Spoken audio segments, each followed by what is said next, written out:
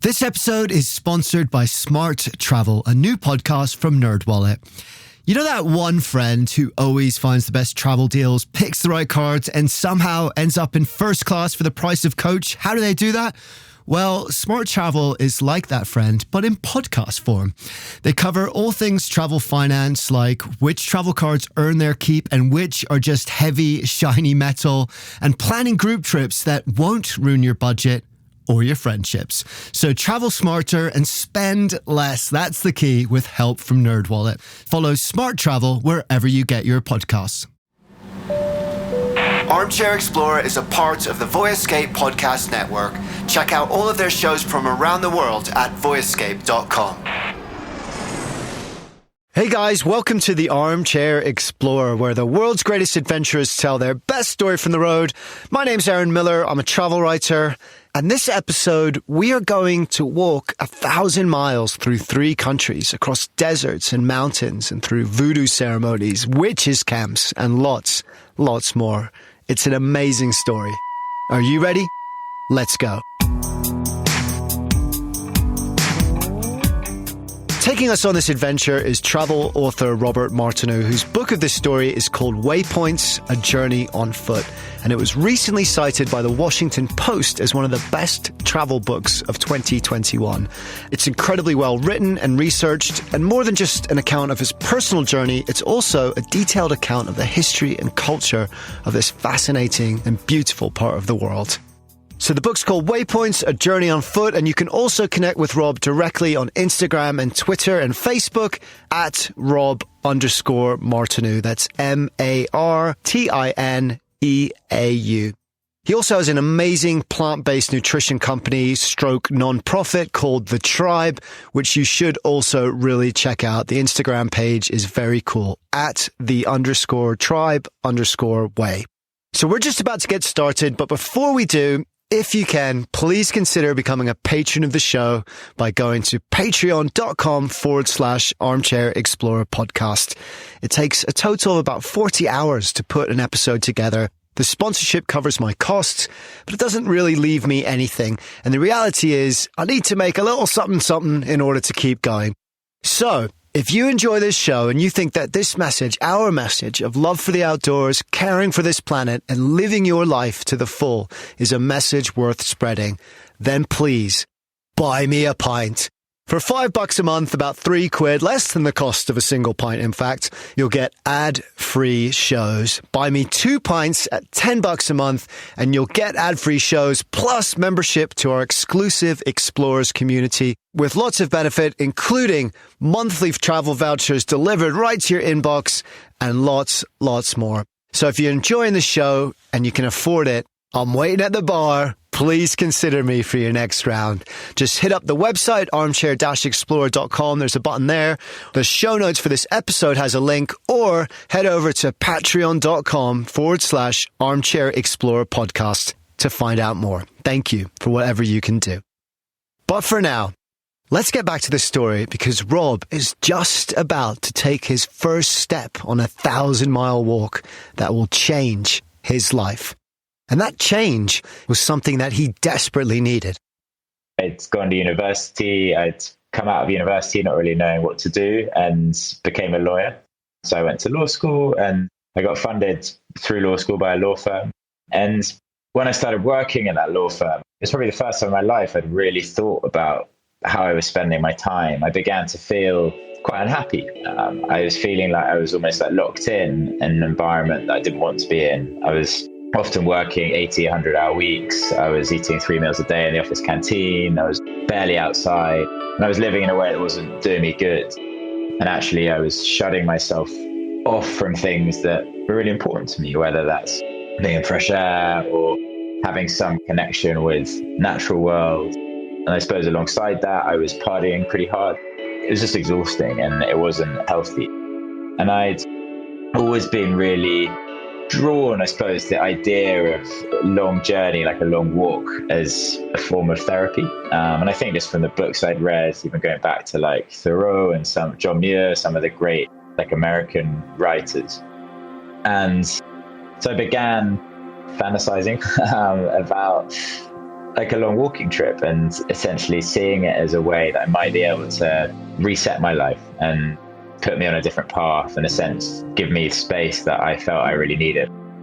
He began writing a list of all the things he wanted in his life, all the things that would get him out of the rut he'd found himself in, all the things that would reset the course of his life to something happier, healthier, more connected and more meaningful to him. He describes himself at that time as floating without aim, drifting towards an invisible madness. I love that, an invisible madness. That's what it feels like, doesn't it? So he began writing. He wrote page after page, crossing things out, scrawling over them, writing into the dark and through the night.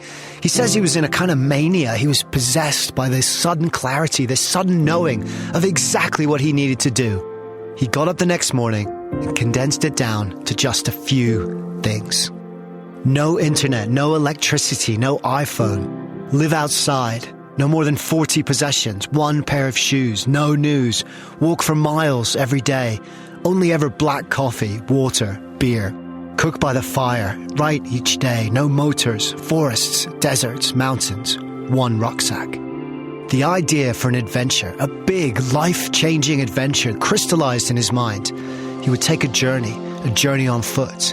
And in the writing of that list, what he realized later was that journey had already begun. The walk went through 3 countries in West Africa. So it started in Accra, which is the capital of Ghana, and went to the far north of Ghana to a place called Tenzug, and then down through Togo and Benin, finishing at a settlement called Ouida, which is an amazing place. It has a very sad history in terms of its role in the slave trade, but also is a really sort of positive cultural centre now, so a spiritual centre for traditional West African religions. I'd read lots of books by writers from that part of the world, a lot from Nigeria, which is kind of next door to Benin, and writers like Oshebi or Ben Okri in particular. And because of all the books I'd read and the stories I'd heard from that region, it was a place that I hoped to travel to. I kind of took on a place in my imagination through those stories. And so I ended up choosing to walk there. It's just like such a special place to walk. And actually the support I got along the way was like nowhere I've ever been. It was a really humbling experience. Everywhere I went, I was given a place to sleep. I was given food. I was asked dozens of times a day whether I needed a hand if I was lost. Often I was lost, it was a really amazing place to do that kind of journey. But I think when I set out, I was probably also quite naive. When I started thinking about the trip, I was like 25, 26. And when I started walking, I was 27. And I think I was also a little bit lost. And I was drawn to the idea of maybe like needing some sort of rite of passage or something that would test me and give me a kind of physical challenge, but also maybe just prove myself to myself, something that in my mind would be hard. And through it, I'd come through as someone stronger who maybe knew more about themselves and knew more about life and was self-sufficient in a way I hadn't been before. I've always been interested in the idea of walking pilgrimage. It's this kind of really ancient thing that happens across so many different cultures. And it's something so simple, the idea that walking from A to B through that process and that journey, you can have, as well as making the physical journey, some sort of other transformation. Not like religious in the sense that I don't go to like church or temple or whatever on the weekends, or I don't like practice religion actively in my kind of day-to-day life. But certainly for me personally, I was kind of looking to connect with a journey like that and with a transformation like that. And that kind of drew me towards different spiritual centers in the region I was in. And part of West Africa I was in is a particularly, I would say, like rich ecosystem of different religions. And you have a very kind of strong Christianity. It's practiced there, often a lot of Pentecostalism. There's various forms of Islam that are very strong as well. And then there's a whole ecosystem of traditional African religions. The most well-known probably in the UK at least would be the voodoo religion, which originated in Benin. And so I was definitely aware of, I suppose, the region as a kind of center for different spiritual traditions. And it was part of what drew me there. And as along the way, I was fortunate to participate in different celebrations and go into different religious sites and kind of interact with those spiritual traditions. It wasn't a traditional pilgrimage. He wasn't doing it to honor a particular deity or spiritual tradition. Rather, it was a pilgrimage of exploration. He was seeking to understand this part of the world that he'd fallen in love with by delving into the depths of its soul, literally into its beliefs and the deepest, most sacred parts of his culture. He was hoping at the outset that such a journey would inspire a deeper sense of his own spirituality and place in the world. It would provide a waypoint to guide him, and it did. But it provided much more than that too. He prepared for a year, he saved money, he got fit, and then he flew to Accra, the capital of Ghana, and started walking. I'd been preparing for the trip for so long, and suddenly I was like setting off, and it was quite a strange moment because you can't really be prepared for it, and you feel a bit self-conscious. Accra is a really modern big city, and I was trying to sort of get out of the city, onto the road, and off the road into the forests. And it was quite a disorienting experience. I think I was suddenly walking with a pack that was really heavy.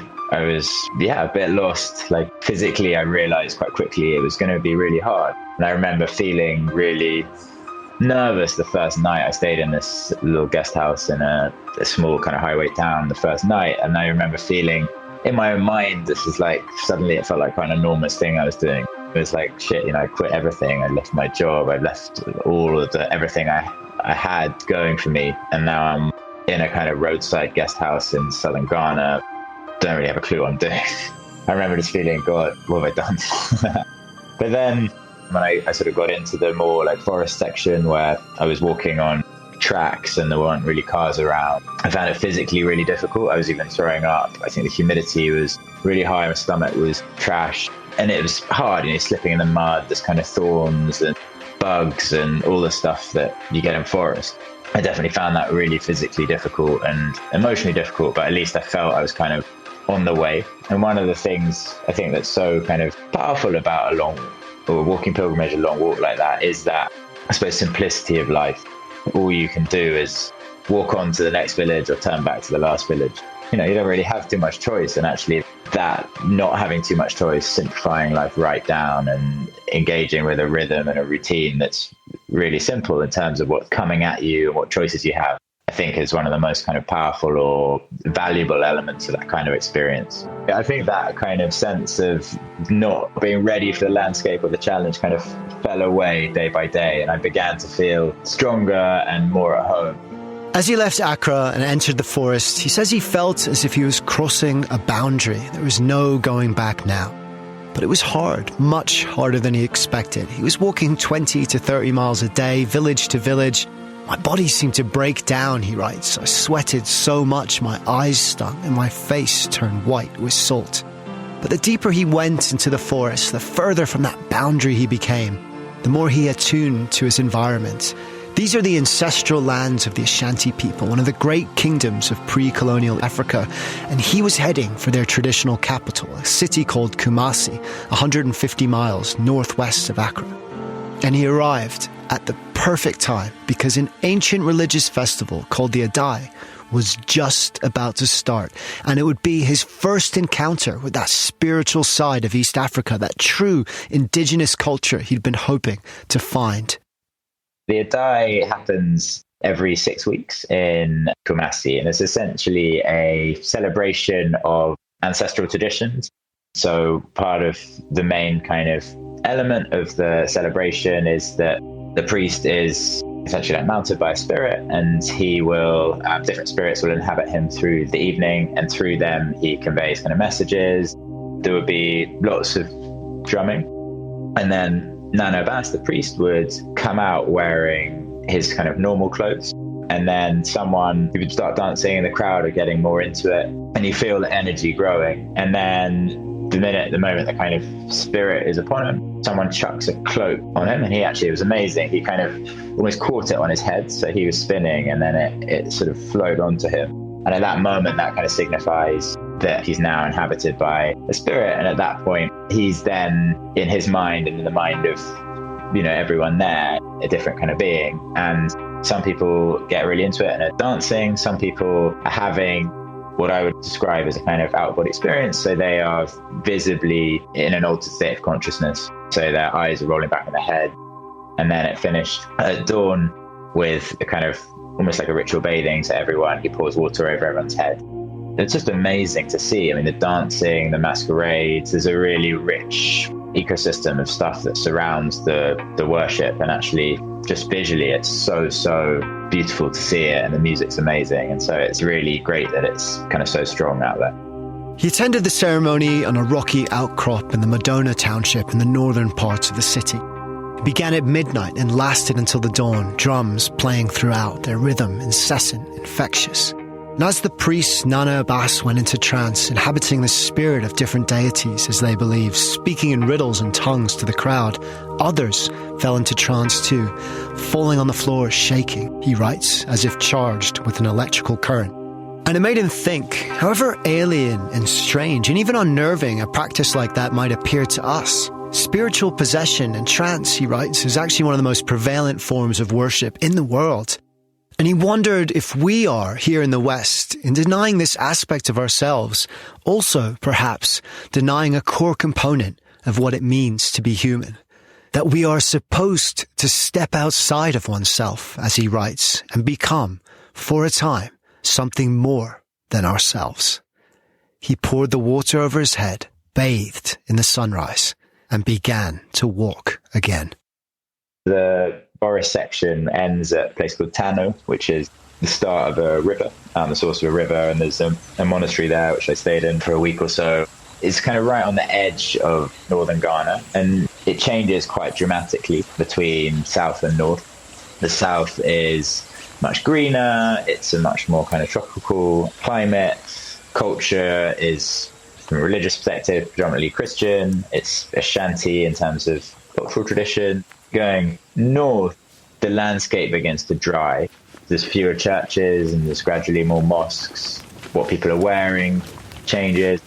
And so gradually, and one of the cool things about walking is you see this in very kind of real time, as it were. You're seeing it in very like gradual, day by day. You pick up lots of cues in the landscape because, you know, you've got nothing to do but kind of look around. And so you're seeing it change kind of slowly, and you're gradually like lowering yourself into it. And I think walking as well, it became a much more physically grueling experience because as it got drier, the distances between the settlements increased. And so I'd be walking 20, 30, 40 miles sometimes, and I'd have to reach the settlement to get water. I was camping almost exclusively. So I would, at the end of each day, I would pitch my tent, I would take off the clothes I'd been walking in, I'd rinse them, set them to dry on my tent, have some food, and then I'd sleep. Often I'd wake really early, so I avoid the heat. So I sometimes would get up at like 3 a.m, I'd walk for kind of 2-3 hours in the dark. It's a really liberating feeling. You also have a little bit of apprehension, or I did, when it's dark, because it's such a kind of primal thing to be scared of the dark. And then like really looking forward to the dawn. And when that dawn breaks, it's a really powerful feeling like looking forward to the sunrise like that, and feeling that the sunrise is going to have all these practical benefits for you. You're just going to be able to see better, and you're no longer be feeling nervous. And then be walking for those hours from like 6 a.m. to like 8:30 a.m. was so nice because it's cool, and you know, you're kind of into it. And then it would get really hot, and it gets really hard when it's hot, and often it's no distraction. It's kind of like desert savanna, that first bit of northern Ghana. It's like dry savanna grasses, basically. You'd see a few trees, and then there's clouds, maybe a cattle truck would pass every hour. You might see a herder, but it's quite monotonous when you're walking. And that is hard. I found it hard because mentally, you don't have much to distract you. But I also, at times, loved it more than any other period of walking.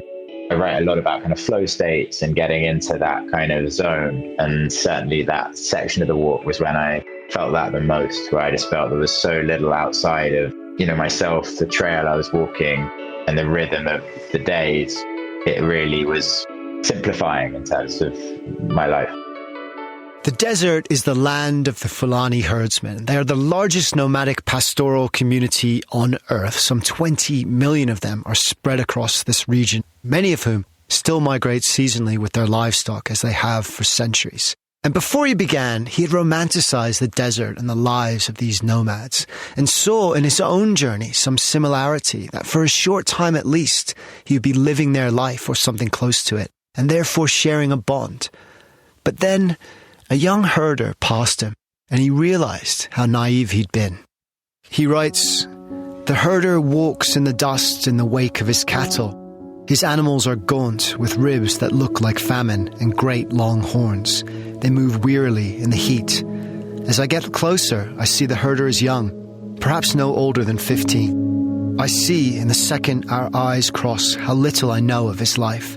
He will likely experience hunger, thirst, and violence that I've been sheltered from all my life. His people may die of illnesses that mine are cured from without trouble. The rains could fail, his cattle will perish, and he will face ruin. But I'm starting to see, too, the things he has which I lack. He can fend for himself in the land he lives. He's part of a community that retains bonds that have collapsed in mine. He goes everywhere by foot, and his body is strong. He has people's story to give him meaning. He has a clear path ahead of him. I love that. It's beautiful writing.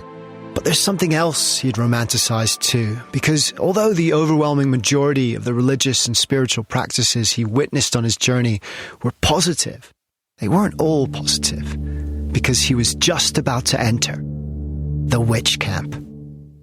I arrived at a place called Tamale, which is kind of the main large town in northern Ghana, or one of the main large towns. And I stopped in this guest house, which is actually attached to a Roman Catholic learning center, basically. And there was a Polish priest there who kind of ran the center. And he told me about this place called Gambaga, and he described it as a witch camp. And essentially I believe there were 6 of these kind of camps in northern Ghana. And I stopped by on the way, and it's pretty horrendous. They look like villages, but there's a belief that the chief of Gambaga has this kind of hereditary power to essentially neutralize the negative power of witches, and essentially to mean that they aren't able to exercise their kind of evil powers. But what in practice happens is there are dozens of often elderly women who are living in an effective prison in this kind of isolated or remote village. And they have often been brought to this place as a way to kind of get rid of them, accused of being a witch, of having done some harm to someone else in their home community. And essentially they're being ostracized and given over to this chief of Gambaga, who essentially presides over this community. And there's some very strange kind of rituals that accompany their admission into the camp, including killing a chicken and chucking it in the air and seeing which way it dies is an indication of whether the woman is a witch or not. It's a very troubling place, and there's obviously all sorts of issues that come out of that. One, the abuse of women, there's cultural traditions being abused. It's a very kind of complex cluster of stuff, but very, very sad seeing a place like that still exist, and essentially a form of exploitation of women that has happened sadly all through the world. Certainly in the UK there was a terrible tradition of persecution of women on the basis of witchcraft, but in northern Ghana, for whatever reason, there still is that taking place, albeit in quite isolated pockets. The first woman I meet, he writes, Rama, arrived at the camp a few weeks ago. A month before she arrived, she says, a child in her village fell ill. When the boy didn't get better, the child's mother said she'd seen her in her dreams, that she was the one causing the sickness. Her husband came to her hut with the other men from the village. They went through her room, throwing her belongings to the floor. They found a beetle. They said she trapped the child's soul in the insect, that she was slowly killing him. They beat her and brought her here. And once you arrive at a camp like Gambaga, the pure fact of being there alone makes you a witch. No trial, no recourse, no complaint. You are ostracized from your community. There's nowhere else to go. It's estimated upwards of 1,000 women still reside in these camps today. The desert lasted for 150 miles. Near the village of Yapai, he passed out on the middle of the road and was rescued by an old man who gave him water and lifted him onto the bed of a passing truck. He was too weak to do it himself, and that truck carried him the last miles to town. At the Califan shrine, he took part in a divination ceremony. The diviner, a man called Akakaya, threw bones on the floor and offered him advice from the spirits, as he still does for his community to this day. Be patient, he said. The moon travels slowly around the earth, but it always completes its journey. Remember the moon. And though the desert was hard, it also taught him much. In its silence, he was reminded of something Jack Kerouac called the roaring of the diamond wisdom, which he quotes in the book. A great shh reminding you of something you seem to have forgotten in the stress of your days since birth. In its simplicity of life, walking, eating, sleeping, and nothing else, he found freedom, an antidote to that invisible madness, that fear and uncertainty and pull from the present which he had sought to escape. At the end of the desert, he climbed the stone path to the Tenzog Monastery, a beautiful earthen building and one of the most sacred sites in the country, high on a hilltop ringed by baobab trees, and he looked out. The mountains were ahead.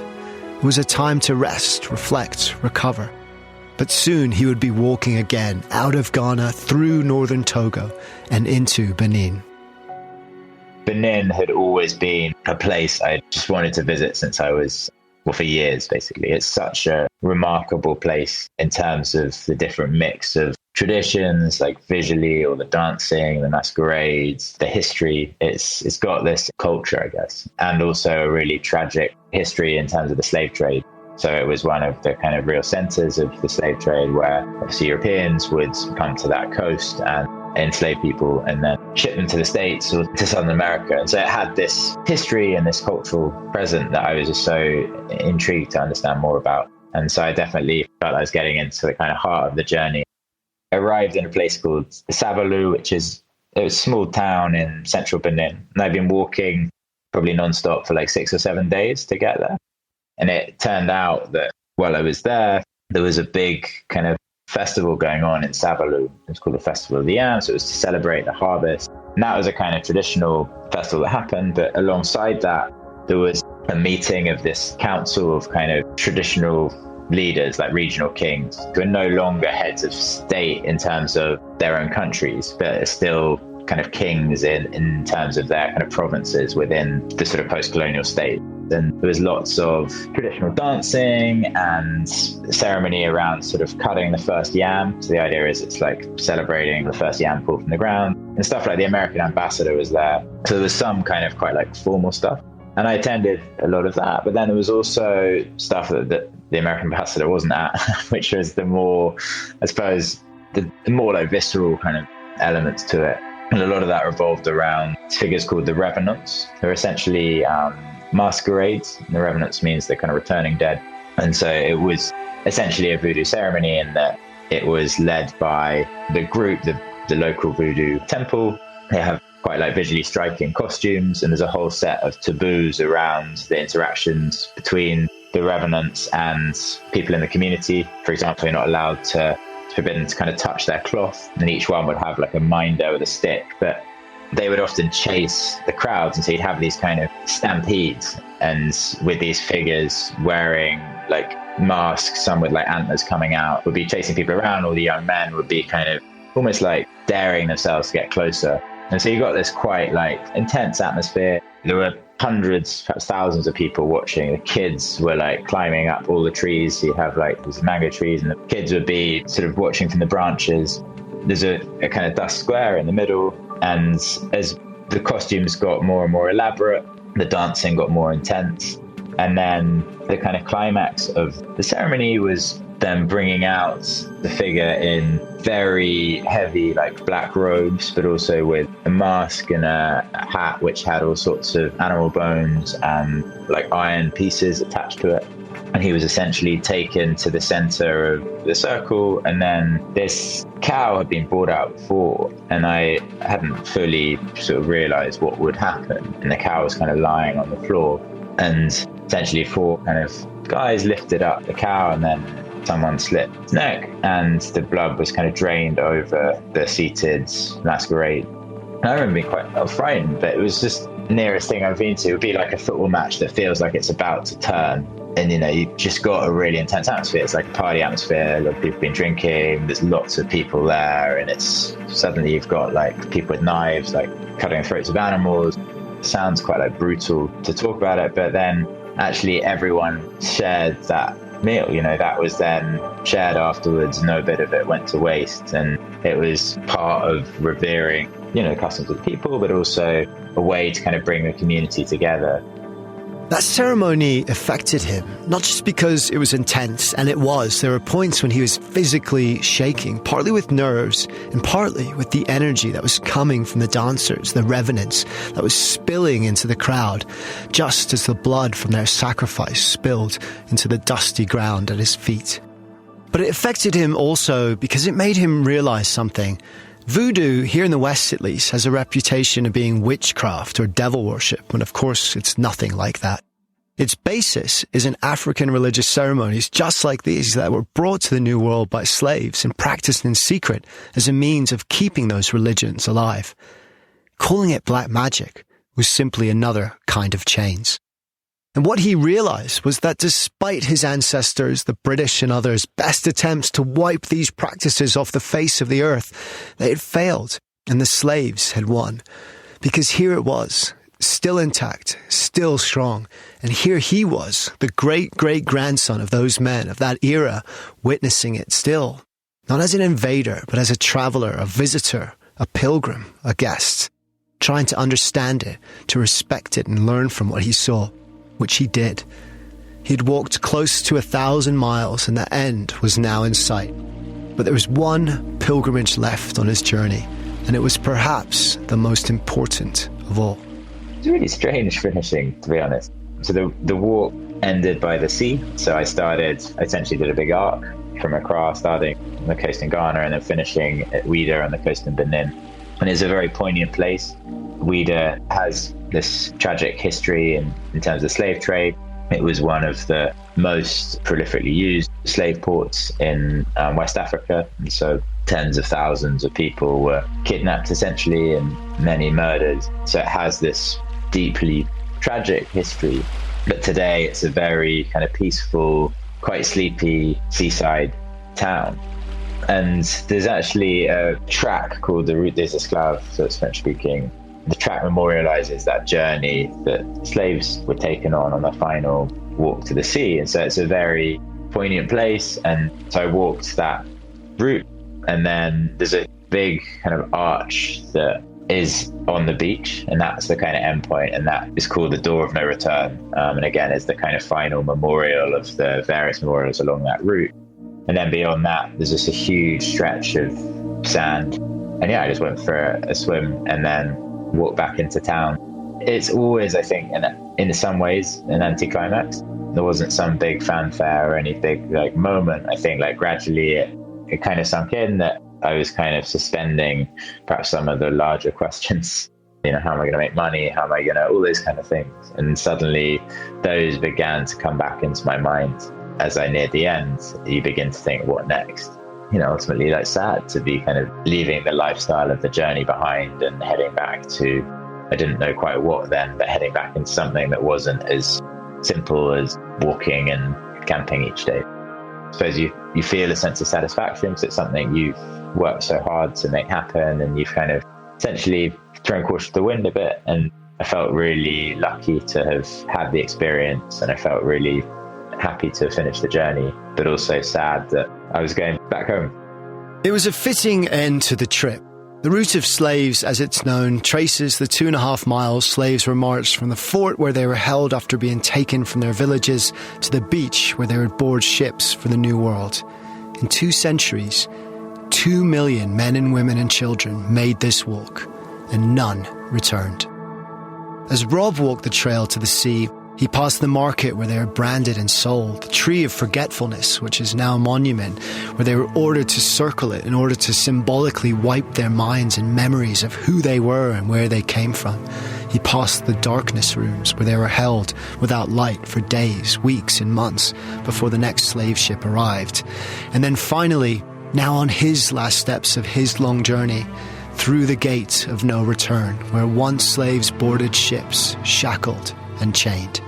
And as he crossed through that gate and walked to the sea, the journey now complete, he realized that these lines, this path that he'd been walking, here in his final steps in the 5 months of footsteps that had come before, that path connected him to this place, not as a tourist or even a pilgrim, but in the shared history with those who were taken and those who remained, in the legacy of what had come before, and the echo of that legacy which can still be heard to this day. It's obviously such an important part of the culture and the history of those places in terms of the, I suppose, particularly slave trade and colonial occupation, exploitation. And obviously those things bind the history of my people to the history and the present of those places. And certainly it was something that wasn't like on my mind all the time I was walking. It wasn't the reason I wanted to go there. But as I walked, I was passing places that were slave markets that I'd read about. I was passing places where my countrymen burned to the ground.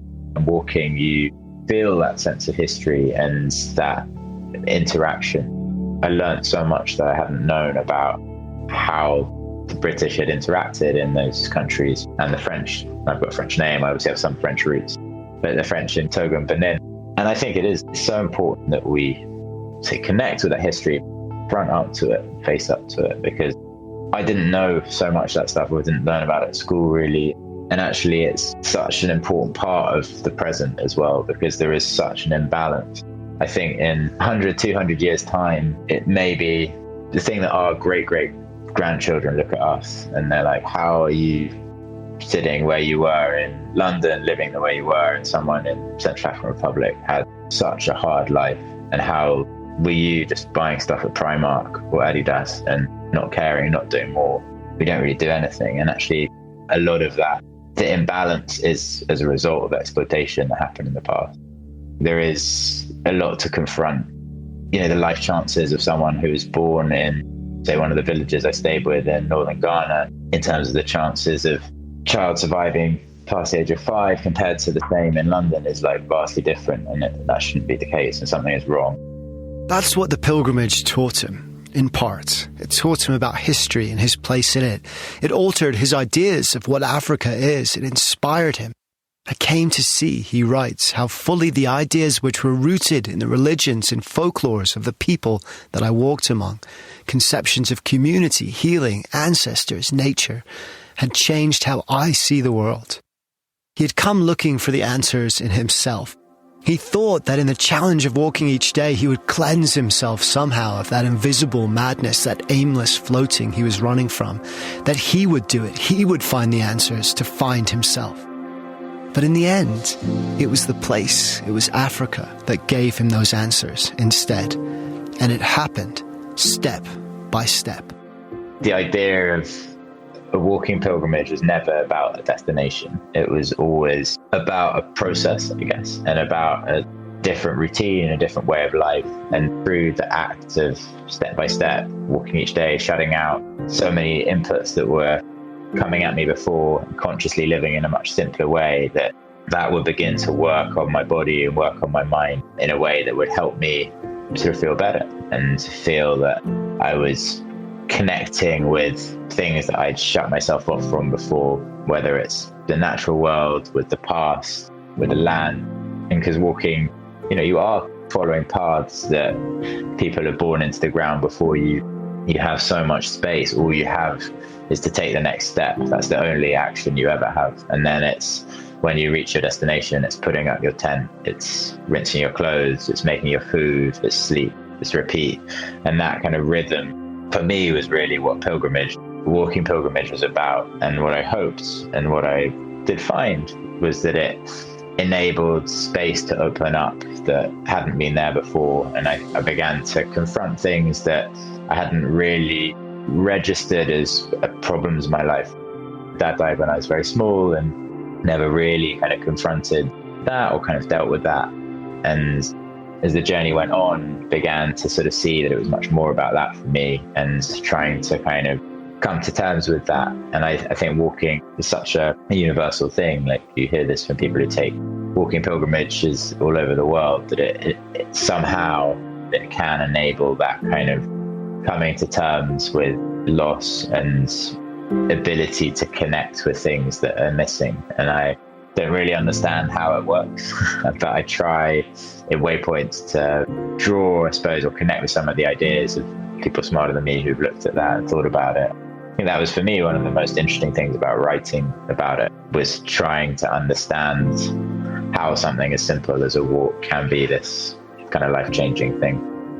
He finishes the book making sandcastles with his grandfather. It's a childhood memory. His grandfather was a mathematician, and they would spend hours making these huge, elaborate structures on the beach. But then, inevitably, towards the end of the day, the sea would come in and wash those castles away. And as a child, he would always despair at this. All this work, and suddenly it's gone, it's lost, and he has nothing to show for it. But his grandfather would just sit, smoking his pipe, smiling, staring out to sea. And I think he ended the book with this scene because the walk was like that too.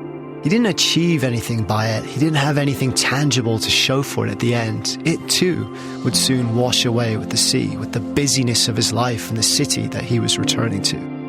But it mattered still, despite that. He didn't go back to being a lawyer. He started a nutrition company called Tribe, which raises money to fight human trafficking. He runs more. He spends more time outdoors. He changed his life. He found his waypoint. All our journeys fade eventually. All our lives are washed away by the sea. But the changes we make within ourselves, although they may be made of sand, are castles too. They guard against that fear and uncertainty, that pull from the present and what matters to us most. And in doing so, they guide us and others. They are a beacon. They are a waypoint. That's what his grandfather knew. That is why we walk. That is our pilgrimage. Thank you, Rob. Thank you for taking us on this adventure. The book of his walk is called Waypoints, A Journey on Foot. It's one of the best travel books of 2021, according to the Washington Post and me. There's loads more in it that we couldn't fit in this episode. Of course, it's incredibly well written and researched. I really loved it, and I think you will too. I also want to mention his company Tribe, which is what the walk brought him to in many ways. They make plant-based nutrition products and are heavily involved in the fight against human trafficking. It's an awesome company with a really, really positive mission. To date, they've raised over £500,000 for that cause, almost $1 million. Check it out on Instagram at @the_tribe_way. It's a great page to follow. Remember, if you're also enjoying the show, please consider becoming a patron of it and supporting it by heading over to patreon.com/armchair-explorer podcast, or just checking out the show notes of this episode. There's a link there too. It takes a long time to put one of these episodes together, and I love doing it. The sponsorship covers my costs, but it doesn't leave anything for little old me. So if you enjoy the show and you think that this message, our message of love for the outdoors, caring for this planet, and living your life to the full is a message worth spreading, then please buy me a pint. $5 a month, less than the cost of a single pint, will get you ad-free episodes. $10 a month will also get you monthly travel vouchers and access to our exclusive Explorers community. Check it out at patreon.com/armchair-explorer podcast. Today's sound editor is Mike Comber. His song Rummage opens every episode. He's an amazing musician. I've been a fan of his work for years, so it's a huge honor to have him working on this show. He has 2 musical projects I'm a big fan about, and I'd love you to check out too. The Sweet Chap, which is his left field electronica project, and the Dead Skin Sessions, which is all out rock and roll. He has an amazing voice. He writes brilliant songs. He's a great performer. And you can find out more on bandcamp.com. Just search up those band names, The Sweet Chap and Dead Skin Sessions. Or you can head over to Facebook at Sweet Chap and at Dead Skin Sessions. Check it out. I think you're going to love it. Lizzie Goldsmith also worked on this production, so thank you to her. She's an awesome writer and podcast producer in her own right, and you can check out more of her work at lizziegoldsmith.com. Last but not least, thank you to you guys. Keep putting one foot in front of the other. Keep walking your pilgrimage, whatever that may be, and never be afraid to live your life to the full.